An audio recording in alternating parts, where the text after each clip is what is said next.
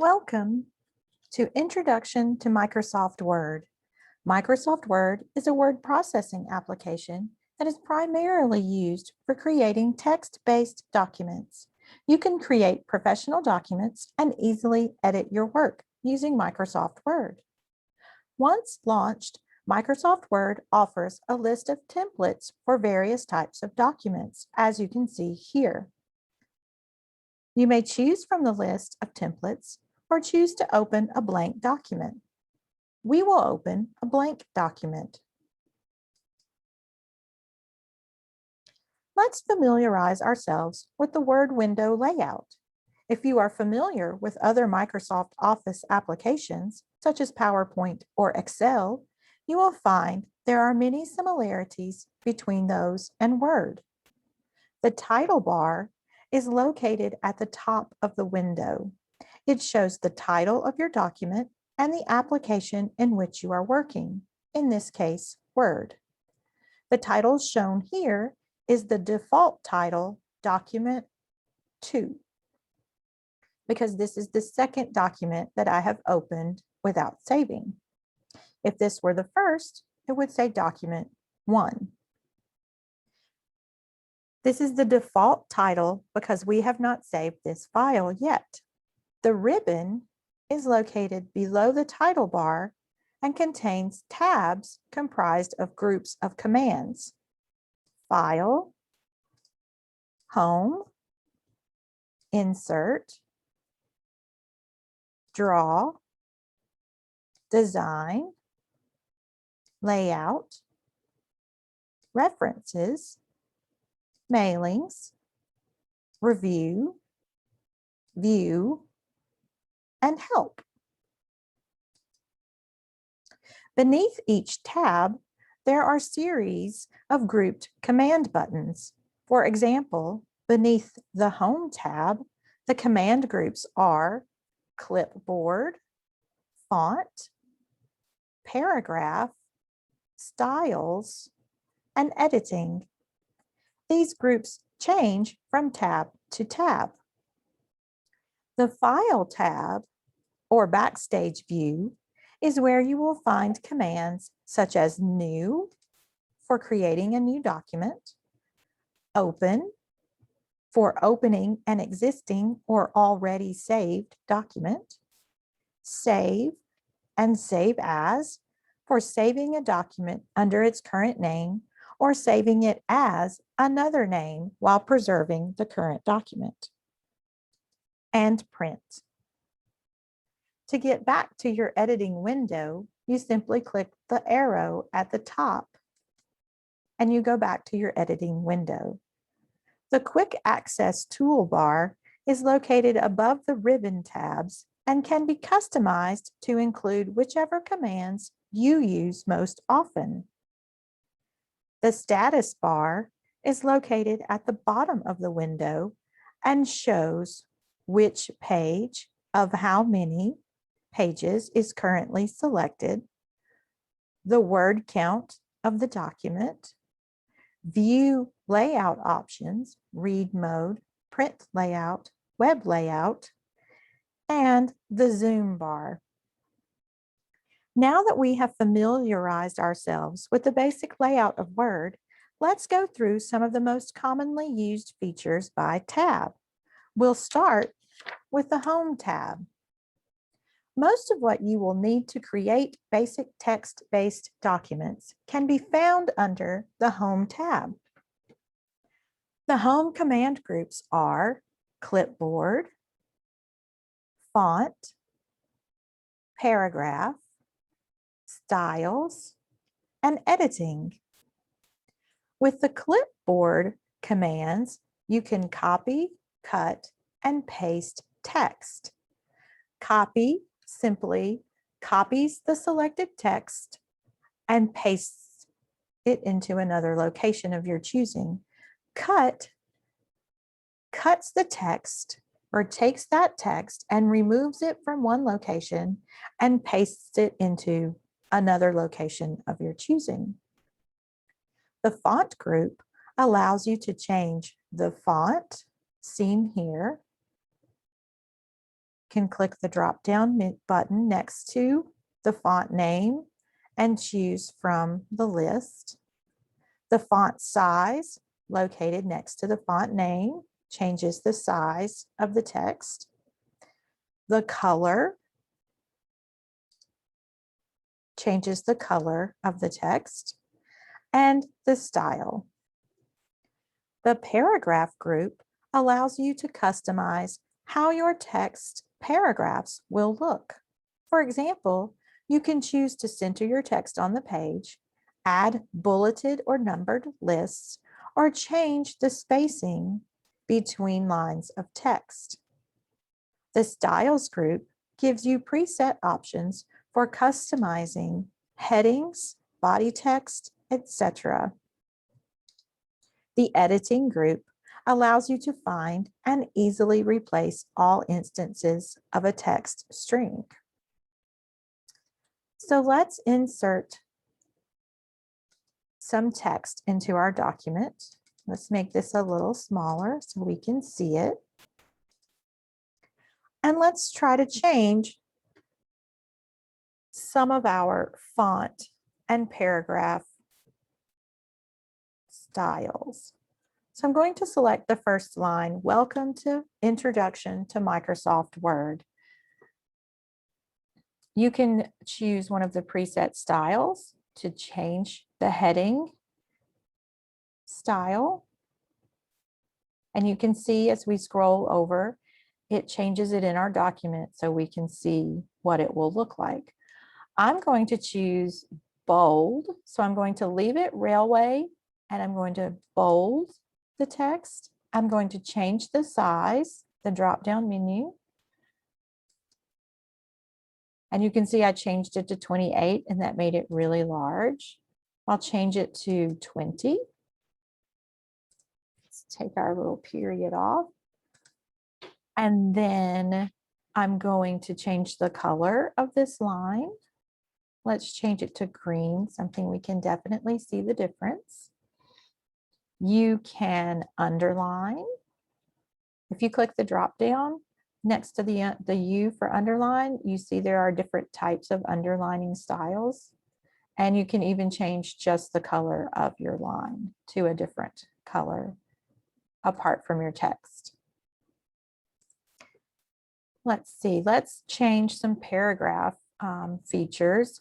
So I'm going to highlight the rest of my text and I'm going to change the spacing to 1 space between each.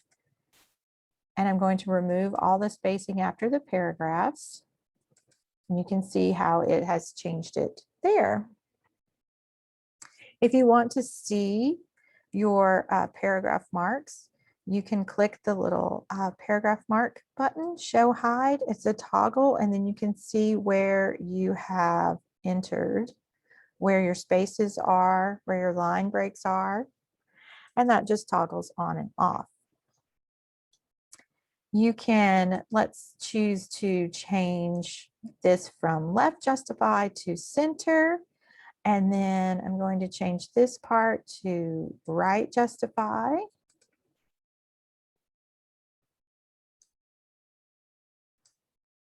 We can bold Auburn Public Library, and let's make this a link. We're going to hit a space after, and Word will automatically create that as a link for you. You can change the color of it. As you can see, there are a lot of different ways that you can edit your text. These increase font size and decrease font size are a quick way to just by 2 increase or decrease the size of your text. We can undo up here in the quick access toolbar. There's an undo button and a redo button. We can undo each step we have done. And it will only go back so far, but that looks good. Let's undo to there. And then let's make this a list. Let's see, let's make just this one a list. So we can highlight that since we've already typed it. And we have bulleted lists and numbered lists. So we can create a numbered list. If you scroll over and hover, it will show you what it's going to look like. Or you could create a bulleted list.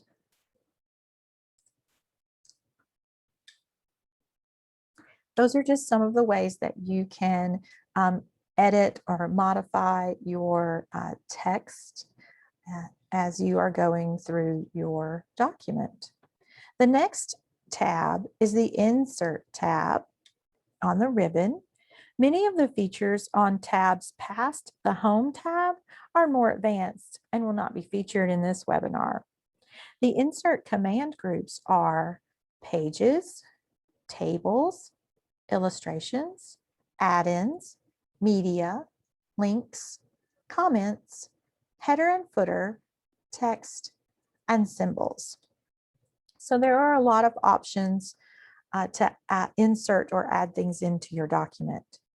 The Pages group allows you to add different types of pages to your document, as well as breaks between those pages. So you can add a cover page, and there are styles to choose from.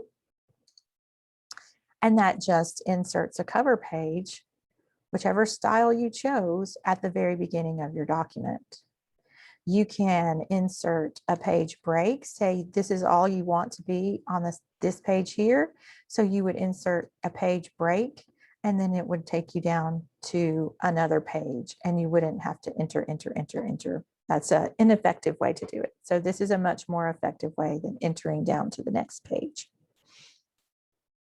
The Tables group allows you to add customizable tables to your document. So if we were to click here, we can choose how many columns and how many rows, and click, and it will insert that table into our document.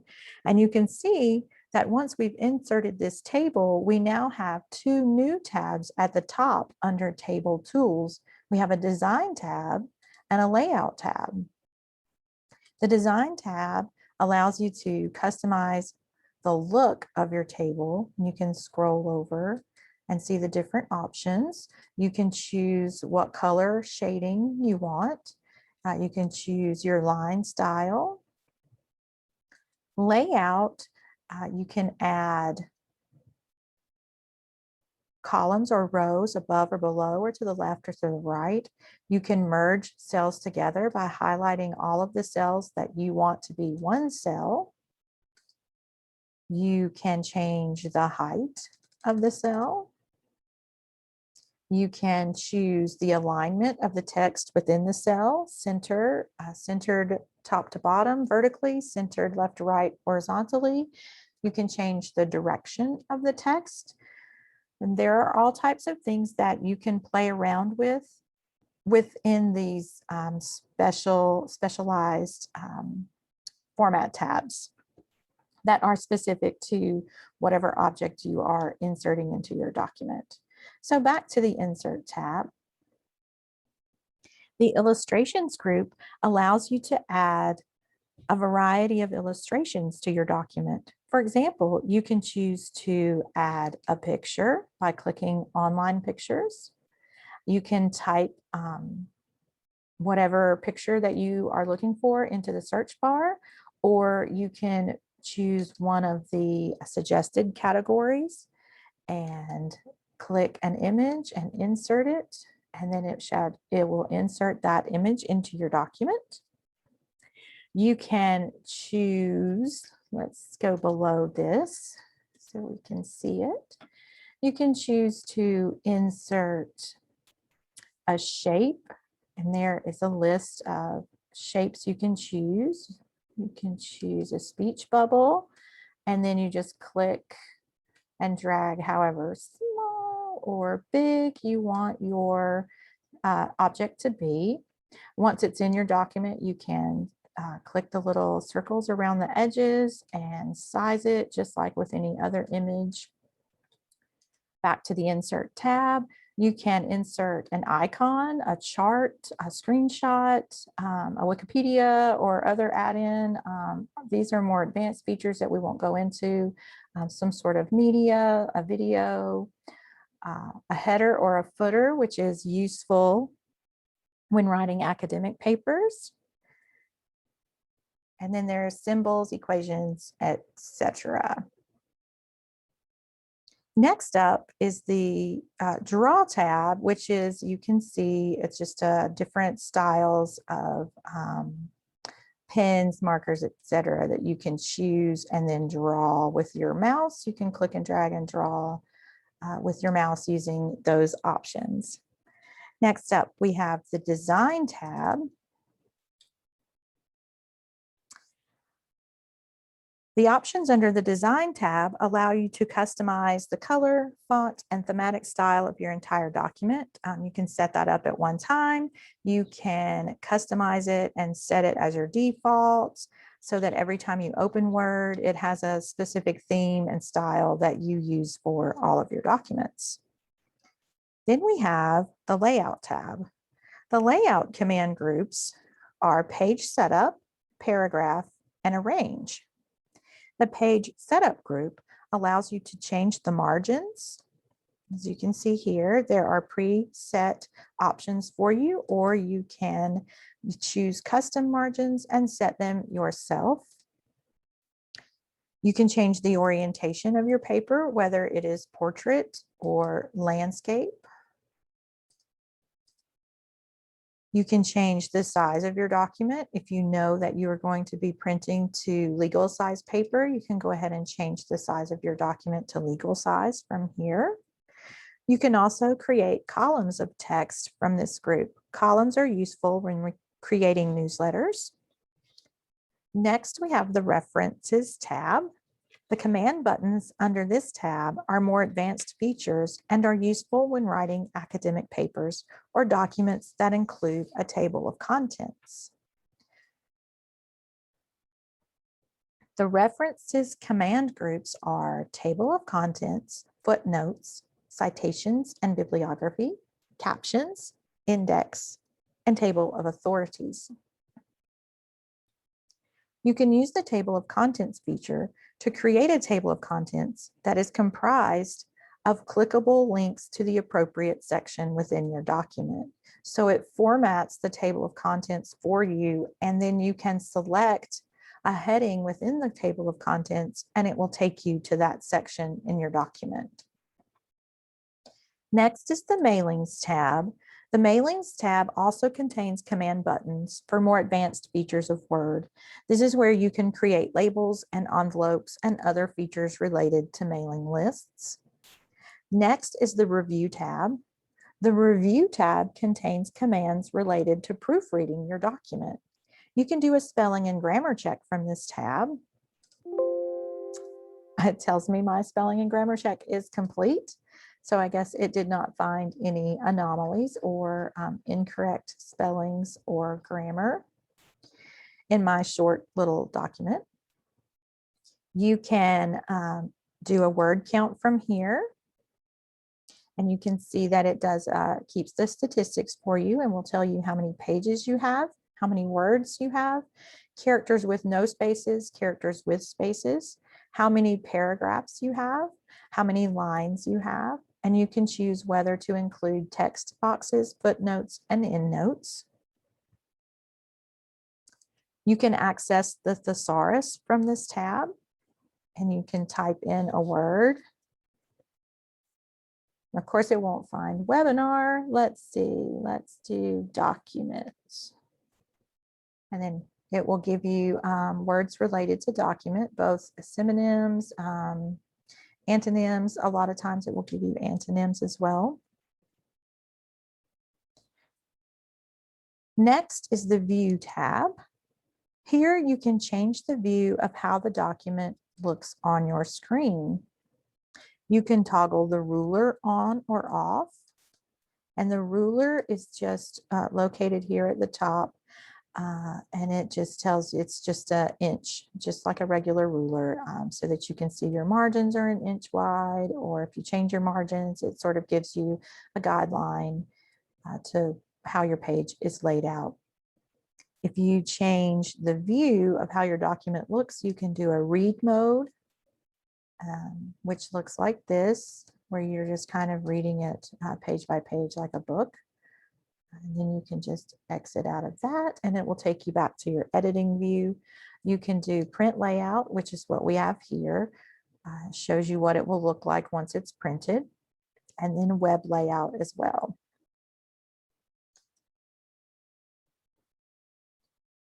You can zoom your document in or out from this screen. You can do it with percentages or one of the options that they have here. Do 75%, and then it zoomed it out and made it so that we could see more on our page at one time.